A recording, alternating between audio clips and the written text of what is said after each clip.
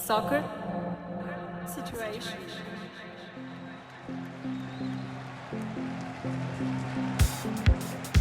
Anything right now. Okay. What's up, everybody? Welcome to episode 17 of Soccer Situations. I'm Todd. And I'm Alex. Yes, we're back to talk about soccer nonsense and some non-soccer nonsense because I like dramatic television and video games. Amen. Yeah, in general media corner this week, Succession, I think most critics' best television show currently running. The final season debuted this week, and it was amazing. The show just never stops rolling, picks up right where it leaves off, and it's just Brian Cox just destroying his kids' psyches, and somehow it's entertaining. They're all terrible people, and they all just torture each other, and it's miserable, but it's just like, I can't stop Just watching can't stop. it. Can't look away. It comes down to just literally has like the best writing team in television history, I feel like. It's both like the funniest show on TV. It's so funny. And it's also the heaviest dramatic show. It's just everything. It's great. The cast is amazing. It's going to be sad to see it go, but I can't wait to see the season unwind, obviously. Yeah, they drop one season at a time or one episode at a time? Oh, yeah, it's HBO. They're classic. they draw it These out. Are the Aristocats. Aristocrats. That's actually. what our Wi-Fi name should have I think been. Aristocats is on Disney. We should change the Wi-Fi name to Aristocats. That's actually a good idea. Yeah, That's a great name. Yeah, we're changing that. New Wi-Fi name. Okay. Anyway, HBO is they're old school aristocratic streaming service, so they still do vintage. Not only do they do one episode at a time, but they drop it at like a time of the day. You know what I mean? That's It doesn't come out amazing. on Sunday. It comes out at Like 9 8 p.m. 9 p.m. Eastern. Eastern time. Yeah, Yeah, it's so vintage. that's amazing. I love it. I kind of hate it, but I love it too. I love HBO. Yeah. You can't hate on it because the content's so good. Right? Alex didn't watch Succession, but we both did play a little bit of the Diablo IV beta. Oh yeah, the Diablo IV beta came out. I was watching people play it, but like when it was early beta, when you had to pre-order it, and I was like, am I going to be excited about this Diablo game? The last one that came out was like that mobile game that was just like clearly a money grab. It was like a pay to win kind of game. Right. So I was pretty disappointed in them right now. So when I saw this come out and then the beta opened and I watched some gameplay, I was like, I have to play this. I was amazed. I was surprised by how much I liked it. I haven't played a Diablo game properly since the 90s. And Diablo 2, the original Diablo 2. Yeah, and I've actually been like a vocal Diablo hater for a long time. Yeah. I just never really saw the point of it. You're pointing and clicking frantically. It's like you're just mashing the mouse button. Yeah, seemingly no skill There's at all. no real, right, seemingly no skill, although, he gets into it. Yeah. But also, it's just an endless loop of just a couple of hours of gameplay, and you're just doing the same thing over and over again to collect loot. Yep. And that was really off-putting to me. And maybe it will be again, but over the course of 2 days burnout. this past weekend, I was into it. The Diablo games will grab you for like a 2 to 3 month period. Right. And like you'll play them insane hours and then you'll burn out Just eventually. like a switch will flick, and you'll be like, wait, I'm sick of this. Yeah. And then you'll come back to it eventually and it'll be fun again, but Yeah. you'll have to take a break. Yeah. I made a rogue. She was pretty cool. Rogue. Yeah, I was a little jealous of the rogue. She was flipping around, shooting bows and arrows, and stabbing people with daggers. It was fun. Yeah, I went with the druid. The druid. Oh, you think I wasn't jealous of you wolfing out and running around like a monster? I kept switching back and forth between the werewolf and the bear because I didn't know which one I liked more. Yeah, they were so cool. You see a big bear, and then me and Al kept trying to kill you because we thought you were enemy wildlife. Yeah, the whole time. And my wolves. Yeah, I kept trying to kill my wolves too. yeah. But anyway, great game. Great game. So fun. Shockingly fun. So stupid. Yeah. Can't wait for it to come out. You get to pick little outfits. That's the one thing That's I've noticed they evolved is the Which is next the level. system and flexibility of customizing your outfit is so funny and so geared toward the player just mostly picking out outfits. Yeah. Like that's the end game of the game, really. Yeah, so I gotta say that new feature from Diablo, plus the new skill tree, I'll give him that, was a little deeper. Yeah, yeah. But the uh, outfits, Alex. The outfits is probably gonna stretch that 3-month life period to maybe like 4 or 5 months. Definitely. Because just playing with fits, that's a lot of game time alone right there. In the original Diablo games, or at least Diablo 1 and 2, the 90s ones, the ones I have experience with, item appearance was tied to these specific items that had specific strengths and weaknesses. So sometimes you would find a really, really ultimate badass item that fit your guy perfectly that you needed to have to make him powerful, but it would be super ugly, and so you'd be pissed off about it at the same time. Yeah, and you'd be stuck with that look. You'd be stuck with an ugly look. But now they let you just ignore whatever that item actually looks like, and you can just give your little mace some cosmetic surgery and make it look like a magical bow or something. They made it way easier too, because like late in Diablo 2, like maybe it was just Diablo 3, you could do some kind of like rune shit or some gems and like change your armor to something different. Right. But like now they've made it super easy just to change whatever it looks like and the color, and like you don't have to like buy potions. You just have to like buy dye and like dye each armor you had a different color, which is cool. Yeah. But they've just simplified it now and made it way faster in your little wardrobe. Super cool. Should we maybe talk about some football, I guess? So stop boring people with Diablo 4 talk. God, I guess if you want to rush into it. I mean, I could talk about Diablo 4 all day.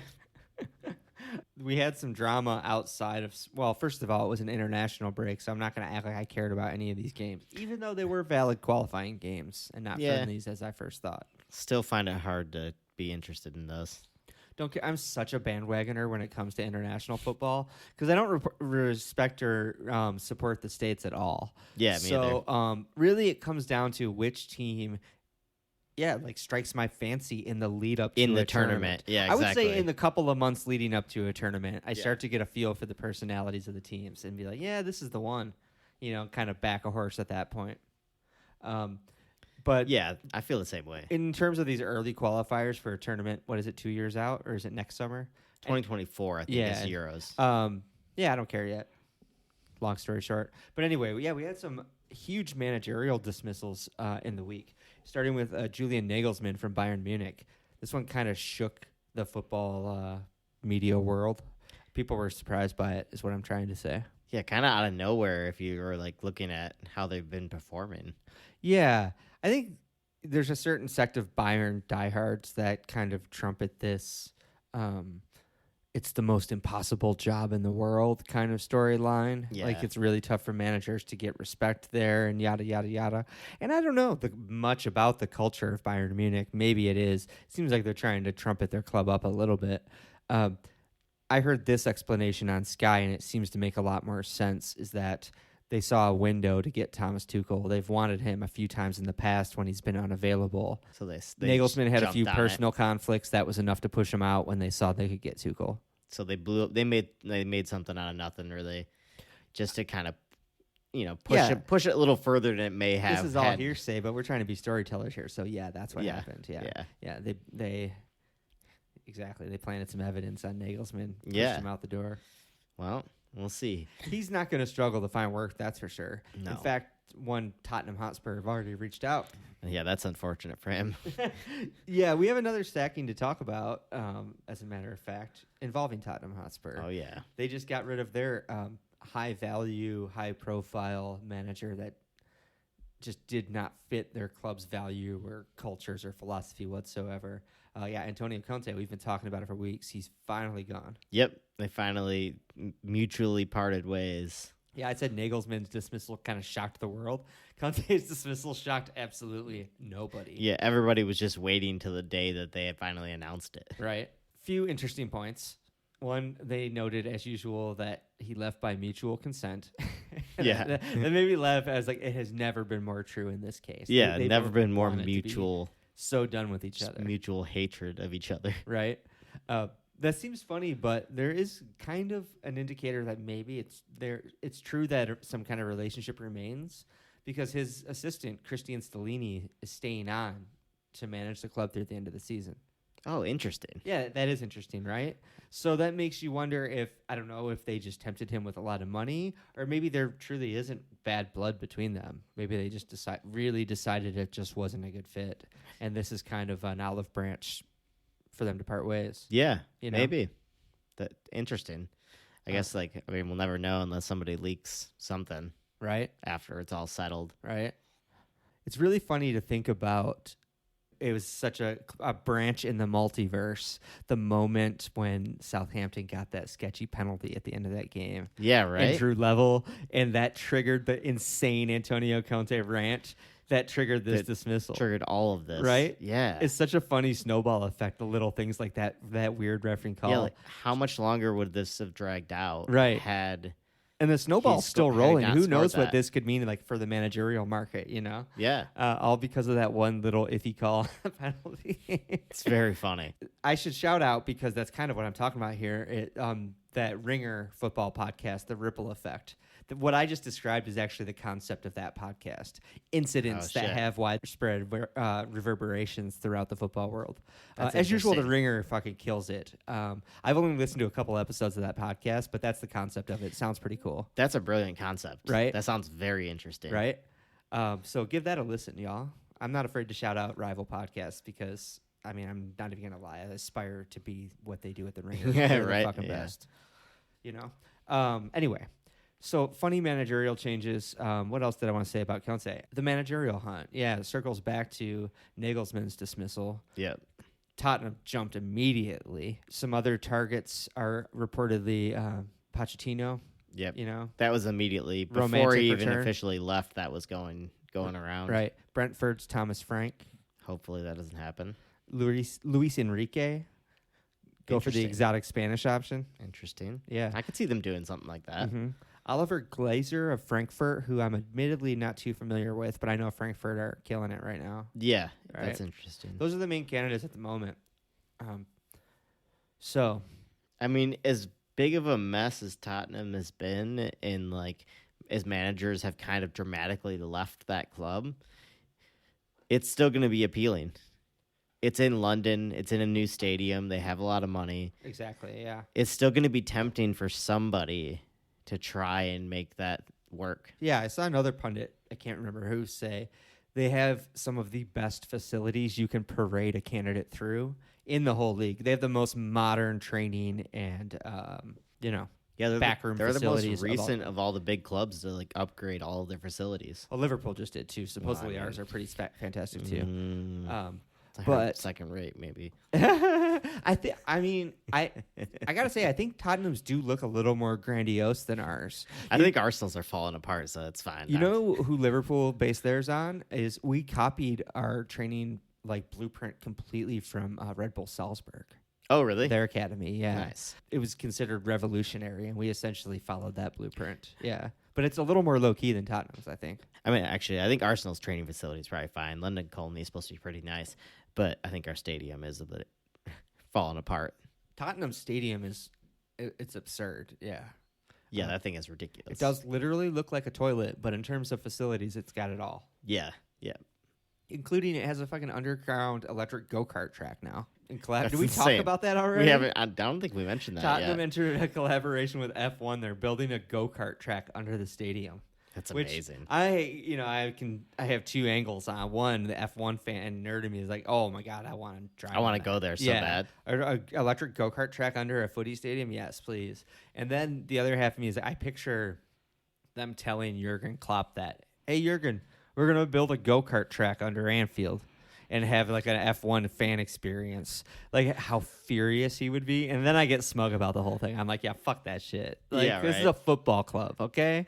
Yeah, it makes me. Yeah, man, it makes me a little upset. That's how I feel. Even when the Red Wings got the new stadium, Oh, I hate the Red Wing Stadium. it's like I've said that it's from so day one. Nice. I'm and like, why it's does it look like a amazing, strip mall? But it is really nice though. It's a great game experience. Yeah, I but haven't been there, admittedly. it sucks to lose that old school single use. It's just the Wing Stadium. Yeah. I don't like the dual stadium shit with the Pistons. No. That pisses me off. I don't like because it does hurt. You can't say it doesn't hurt ice quality. Right. So sorry. And going on a hockey rant in the middle of a soccer podcast here. Right. I mean, I feel like a sports share is one thing. Sometimes financially you just have to do that. But when you try and also turn it into just a shopping and marketing megaplex on top of it, that's where it starts to get really gross. Yeah. You know? For sure. It is, and it's like Google headquarter. It's like all kinds. They have jammed a bunch of stuff into their arena, which is weird. Right. Doesn't fit. Right. Cool arena side rant. You know who's building a new arena right now is Everton, despite the fact that they've just been charged with breaches of financial fair play.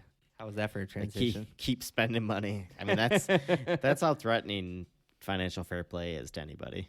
Right. This episode of Soccer Situations is brought to you by Littlefoot Coffee. I mean, what can I say about Littlefoot Coffee? They're not just friends of the pod, they're family of the pod, quite literally.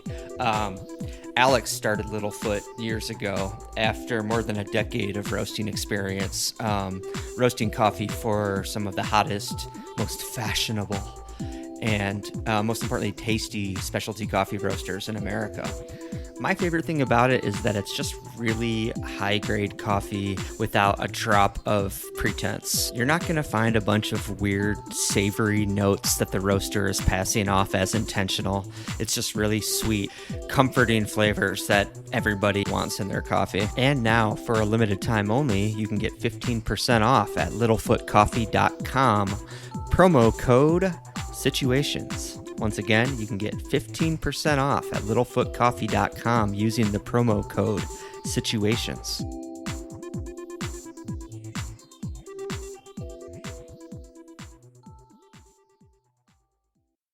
Anyway, yeah, so the Premier League referred Everton this week to an independent commission just 9 months after dismissing any sort of charges of wrongdoing.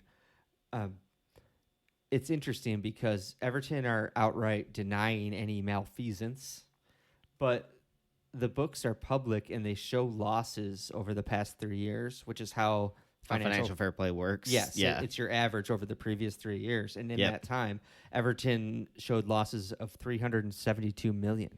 Holy shit. The limit allowed is 105, so they're more than 3 times over the limit. So I don't know what their plan is to deny that when the books are right there in the open. They've so far tried blaming COVID, but those there were concessions already made for COVID, so I'm assuming these charges are taking that into account already. Yeah, they must be taking that into account. Right? And they also claim that they remain in a strong financial position due to their chairman, Farhad Mashiri. But I believe financial fair play states that independent owner income doesn't has to be from revenue. Yeah. So his independent wealth doesn't no matter what there should factor be in. a penalty. So the Everton's club's not going to go under. Statement, unless I'm an idiot, their club statement reflects that they don't even understand financial fair play rules. I mean, if we had a wide following right now, we'd be getting tons of letters correcting me on a lot of these facts probably.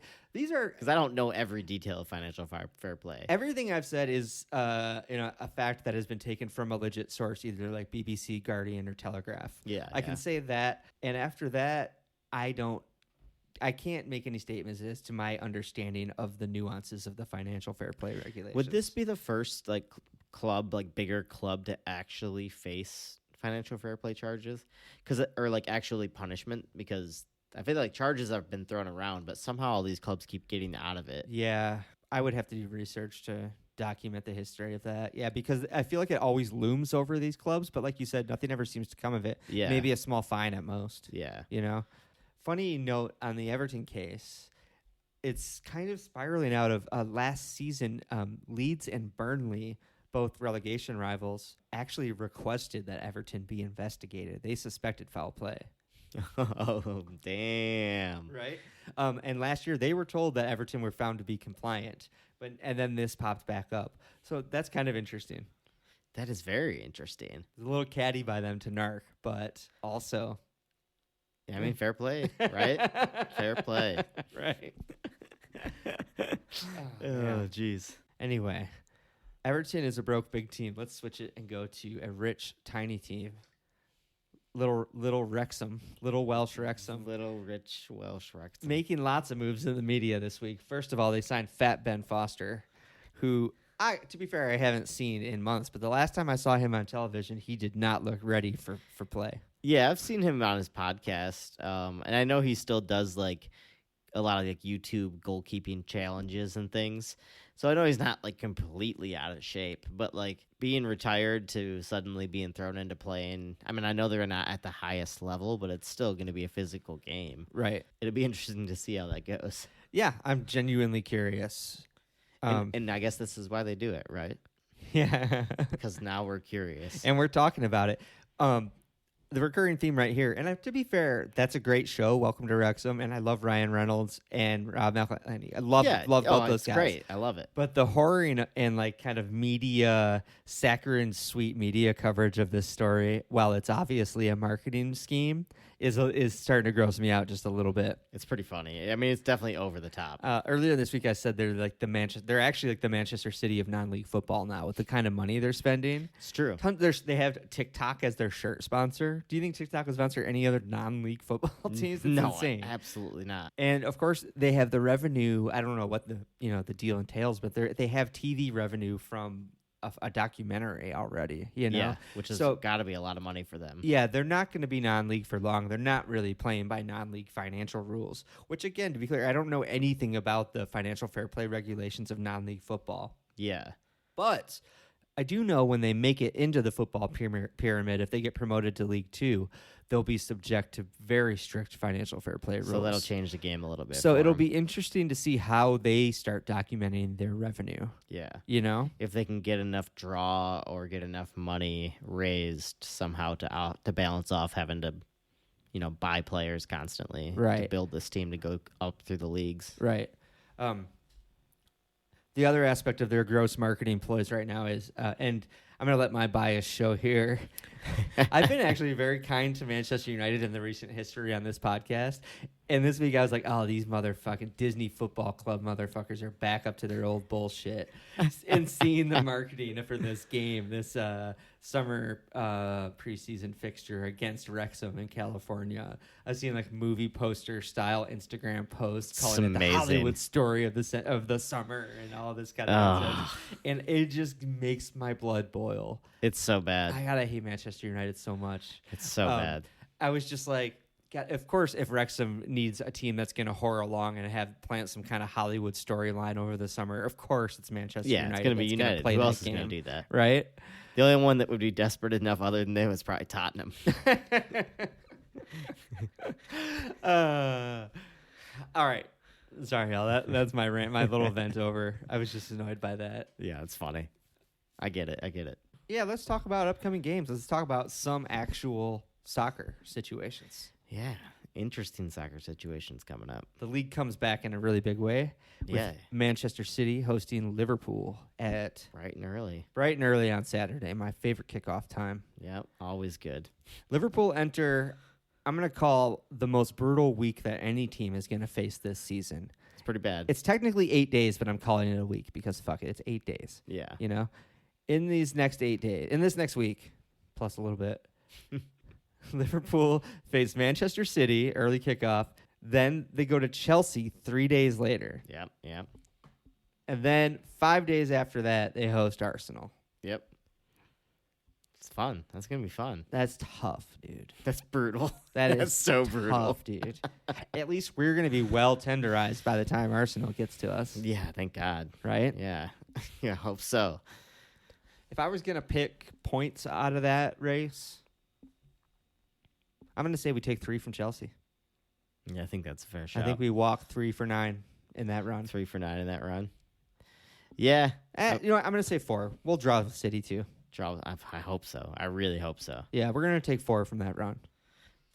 That'd be great. And that's actually not bad. 4 from a run like that is not a terrible thing. No, it's not too bad. Talking from somebody who's been down in that mid-table fight for a while now. Right? Saying, like, man, that 4 points out of that run, that's not bad. Points on the board. Let's get up to those Champions League spots. After that massive game, City and Liverpool, we have, like, hipster football heaven. Teams we've been loving out all season, Brentford and Brighton. Yeah, this is going to be fun. Right? We've got De Zerbi and Frank. Frank fighting for the Tottenham job. Yeah, seriously, right? Hopefully Yeah. not. I know. I like both of them. I hope they stay where they're at. Right. I'd rather see these teams climb up to that spot and Tottenham fall away.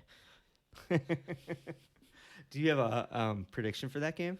It's a tough one to call. Ooh, it's at Brighton. At Brighton. That's definitely Leans in that their leans in direction. their favor a bit. Yeah, it seems like Brentford really tilt at home, right? Yeah, I think so. Kind of like Liverpool. Respect. I think it's gonna be a fun one though. I think it's gonna be like 3-2 Brighton. 3-2 Brighton. I love that. Yeah, I think it's gonna be a wild one.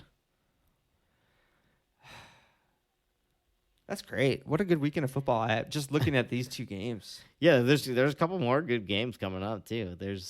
Yeah, what's next? So I mean, Arsenal Leeds. I wouldn't say is a great game necessarily, but Could be. important games as far as title race goes. And Leeds are notoriously. I feel like historically, recent history anyway, they terrify me a bit.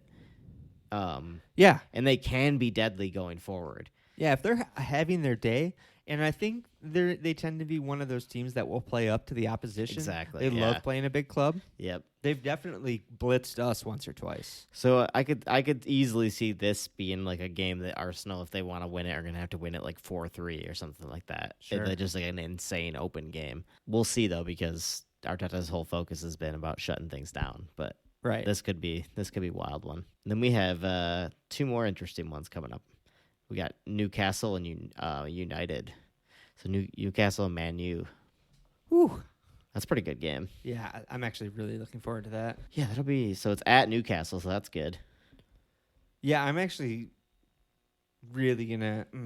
I was like, Newcastle's gonna win this, but yeah, I think they are. I just got a feeling, and I'm gonna go with it. Yeah. Yeah.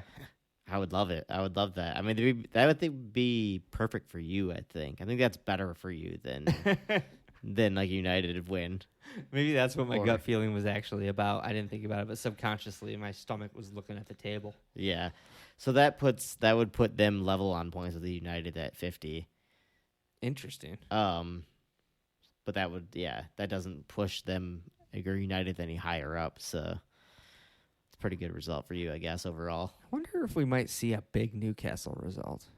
It's They possible. haven't had a result yet where they smacked one of the big boys, have they? No, and maybe this international break is what they needed to get back on track. Could be. Because they've been stuttering a little bit and haven't really hit that high flying that we saw early in the season. Yeah, we've documented a little tailing off from them, I think. We considered them in the title race until about December, I feel like. Yeah. And they've definitely fallen out of it to the point where their Champions League spots are heavily under threat now. Big time. But I think I've seen a rebound lately. It seems like they've kind of been coming back together. Yeah, I feel like I've seen moments from them recently that they've been like fun to watch and look good going forward. Like things were clicking. Mm-hmm. So that'll be a fun one. Do you have a prediction for it? I'm gonna say 1-0 Newcastle. Okay. Yeah, I don't know 1-0 why. I'm Newcastle. going to say 3-0 Newcastle. Ooh, big result. And this isn't actually about hating United, because I don't know where this is coming from, but I think they're in the mood, or it's time for them to make some kind of statement. Yeah, they need a big game. Yeah. Especially going into the poised home for stretch it. of the season, yeah. What Yeah, else is we'll coming see. up this weekend, And Alex? then our Monday game this week is Everton and Tottenham. Ooh. That's fantastic, too. Yep. That's one of those games where I don't care what happens. It's funny, literally, no matter Yeah, what the exactly. results is. Just give me something funny in the game. Everton beats Tottenham. That's great. That's so funny. Tottenham beats Everton. I'm like, Oh. all right, another step to relegation. Yep, heading A down. draw. It's just, Either way, it's funny. like, boy, that's mediocre all around. Yeah, You two both are You embarrassed can't about lose. that somehow. can't lose watching that one. Yeah, it's actually low key one of my favorite fixtures to watch. Yeah. Just with sheer malice and hate in my heart. Sometimes you have to have that. Nah, I should probably talk to my therapist about it. I think it's a healthy outlet, healthy enough. Yeah, healthy-ish. Do you see any other headlines we should cover? I mean, I think we can give a little. I want to give a little shout out to Scotland. Cool. I know we don't really like talking about international football that much, but they beat Spain.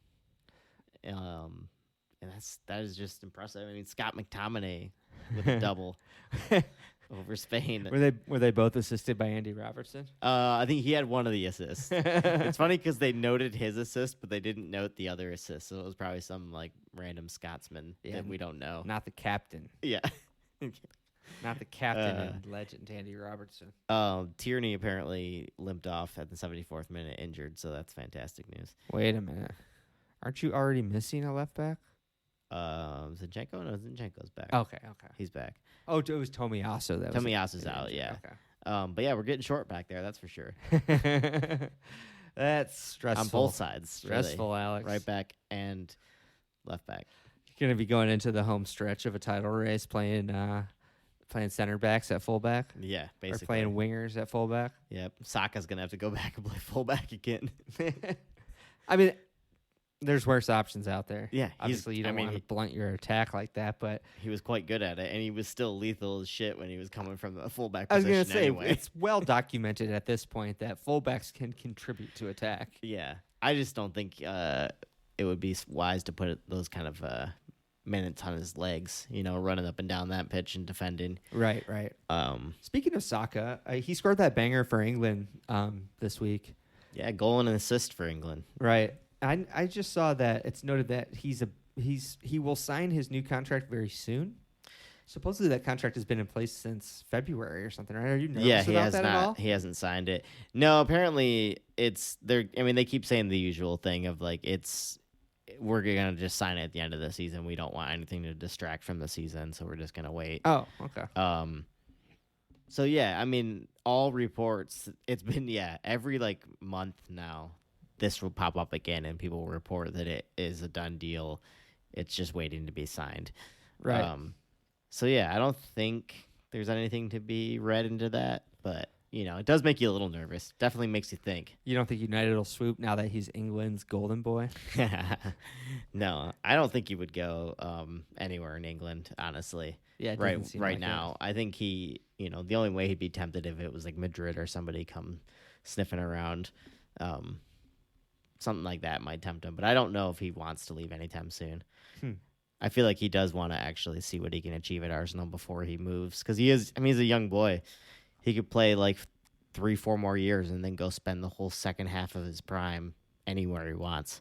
Right. So he doesn't have to run anywhere anytime soon. Why not try and win a couple titles? Get that elusive Champions League to become a true legend. Do you really think he's going to get that at Arsenal, Alex? Yeah, dude. As long as we get that Saliba. The one that's making me a little more nervous is the William Saliba contract situation. Oh, is that still up in the air? Let me call Papa Klopp. That is not signed, and that one makes me way more nervous than Saka. Yeah, Virgil's starting to show some age. It might be time to upgrade. Yeah, that one's very scary. They say that one's close too, but not as confidently as they say the Saka one's close. You better not goddamn let him go to United. Arsenal has a history of letting powerful players go to teams that I hate. No, I don't think so. I do feel quietly confident that he's going to sign a new contract. Again, like all these players, I will not be shocked in the future if they leave, but right. I don't see them all leaving soon. I think I don't know how you couldn't be excited about that project right now. You live in. I mean, it's a huge club in London. Like it seems like team spirit is super high. Yeah, everybody seems to be super happy. So, yeah, it would be shocking for anyone to leave at this time. It's all about the team spirit, man. Yeah, exactly. They seem to have cleaned out the bad eggs in there, right? So everyone seems to be happy. Word. Anything else we'd talk about? I don't think so. I think we fired off a pretty quick little episode there. Yeah. Anything else going on? You want to talk about any Littlefoot activities? Littlefoot activities. I did another college. My college professor. I put my professor cap back on. Went down to Kalamazoo College and did another cupping for some culinary service students. Right. Alex is impacting the future. I am teaching these kids about shaping coffee. The youth. We need this. We need more of this. I told them they should give me a class. I'll do roasting 100. No, you want to be like roasting 300. Well, I'll do all of them. I want to get paid. I want to get paid. Is that something you could do out of the warehouse? Probably, honestly. What kind of licensing do you have to do that? Honestly, yeah. Can I just come up with the curriculum and like submit all my stuff to the school and they could just use the roaster. Literally every nerd in America wants to. I do need to start doing that kind of thing. Find a way to market that. Yeah. Because that needs to be a good side hustle for me. Yeah, monetize that gotta roaster. That thing's sitting in there right now, not earning you Yeah. any money whatsoever. I know someone could be roasting on that thing right now and just money flying out the top. For Exactly. Nerds just cooking batches. Me. Hey, well, I don't have to see. Yeah, it's fine, dude. Or drink. I don't have to drink it. I'm fine. Whatever you want. You're gonna come in on Monday. Someone's gonna have drop some cherry syrup in there. I wanted to make fruit cherry coffee. Yeah, it's just Like I get at Costco. place just reeks. Not getting that out. Just Nope. have to burn the whole thing. Yep, exactly. All right. That's funny. Yeah, all right. We'll call this one. Yeah, it's good stuff. Close Thanks on for that. listening, y'all. Be sure to go to the sites that you listen to us at and give us a like, follow, and listen, whether that's Apple Podcasts, Spotify. If you're a weirdo that goes straight to SoundCloud, I respect that. And anywhere else, yeah, share the podcast. Give it to someone this week, and yeah, talk us up. Thanks, y'all. But mostly, thanks for listening. I appreciate it. And we appreciate it. Yeah. And we'll see you next week.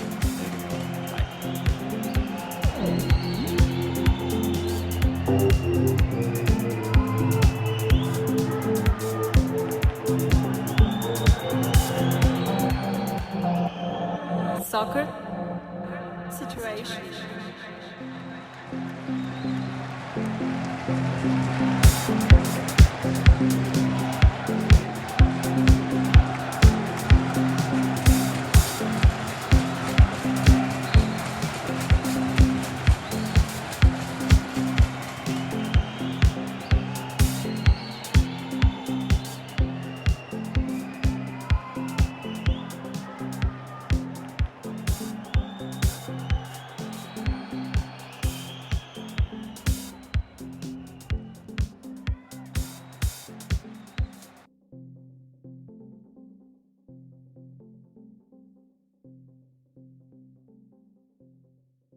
Soccer situation.